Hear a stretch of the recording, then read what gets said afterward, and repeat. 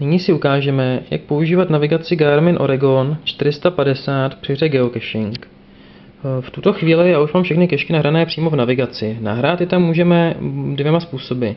Buď to přímo pluginem na stránkách geocachingu, jednu po jedné, nebo jako soubor GPX na paměťovou kartu přímo do složky GPX. Tak, sjedeme si teďka o jednu obrazovku doprava, kde si vybereme schránky z poklady. Tak, já už jsem tu zkoušel jednu schránku navigovat, to znamená, že teď už je aktivní, takže my si sjedeme dolů, dáme si najít jiný. Zde se nám ukáží všechny ty kešky, které máme v navigaci nahrané. Jsou srazené podle vzdálenosti od naší aktuální pozice. Takže vybereme si třeba tu nejbližší. Tak, zde vidíte mapu. Podle té mapy se můžete podívat, jakou cestou se k té kešce dostanete. Mapa se nechá oddalovat a přibližovat.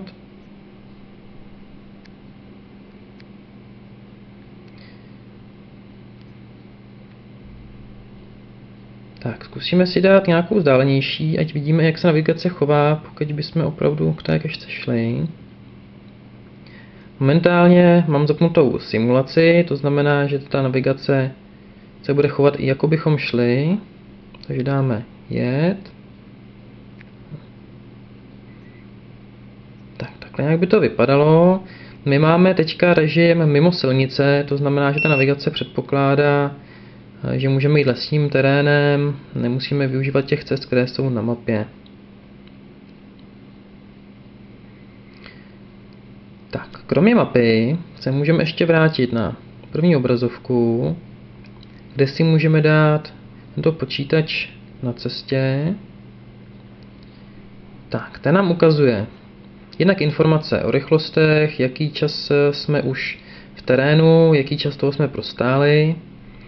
Pak tu vidíme kompas, který nám ukazuje směr k té keši a vlastně nahoře těch 13 metrů je vzdálenost, kterou ještě musíme k té keši ujít. Zde máme informace, o kterou se jedná, jaká je to obtížnost, terén a velikost.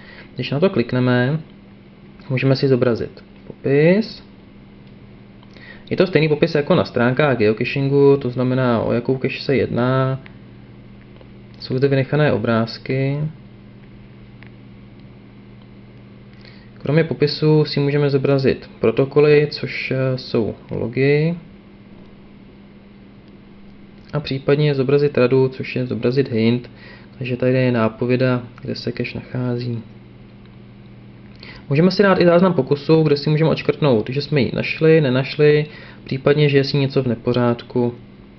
Je to informace pouze pro nás, nezveřejňuje se to přímo na stránky geocachingu. Tak, pokud jsme ji našli, nebo se nám nelíbí, můžeme dát opět, najít jiný. Můžeme tady listovat. Pokud byste jich měli opravdu takhle hodně, já jsem tady nahrál víceméně všechny kešky, to jsou po Plzni, můžeme si dát je vyhledávání. Tak, můžeme zkusit úplně cokoliv. Dáte tady potvrdit a on to takhle vylistuje.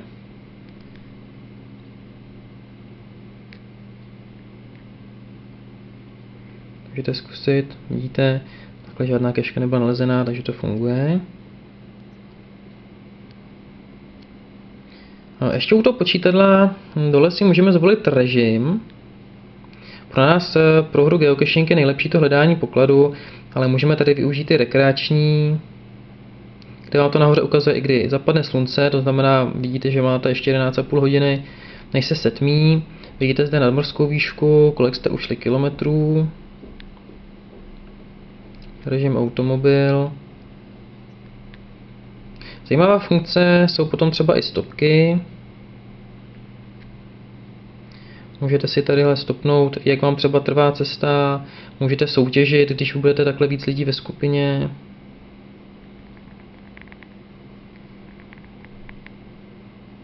A pak ještě zajímavý graf nadmořské výšky, kde vidíte, jakou trasu jste ušli. Zde je spíše rovinka, na konci mírné stoupání.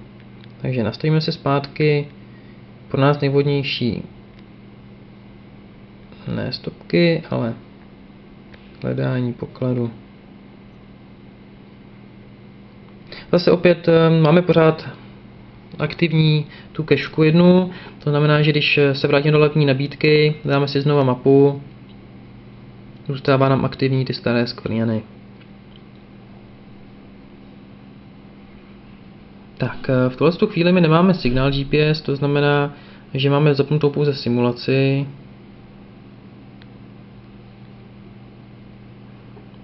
Zobrazí se to tady. Takhle nějak by to vypadalo, kdybychom měli plný signál GPS satelitů.